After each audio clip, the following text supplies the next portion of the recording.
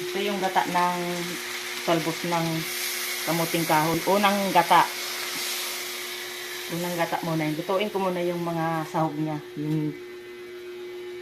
Yung daing at saka pinong dilis. Saka sibuyas, bawang, luya at saka ano ba yan? Naubos na yung oras ko. Tanlad. Pakuluin muna natin yan bago ilagay yung kakang gata.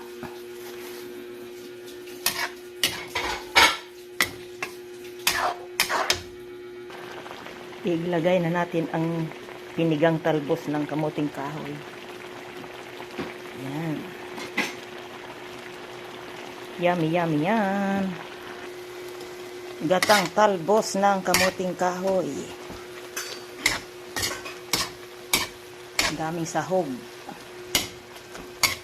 Dilis na maliliit, saka daing na galunggong.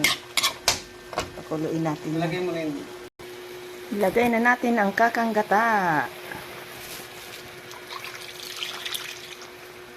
Yan.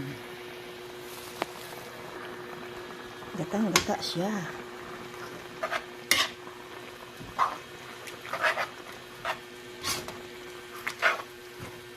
Ayaw ko nito ng tuyo. Gusto ko may sabaw-sabaw konti. Kaya ilulutuin ko lang siya sa gata. Lutuin ko muna ng gata. Sabaw yan. Lutuin sa gata.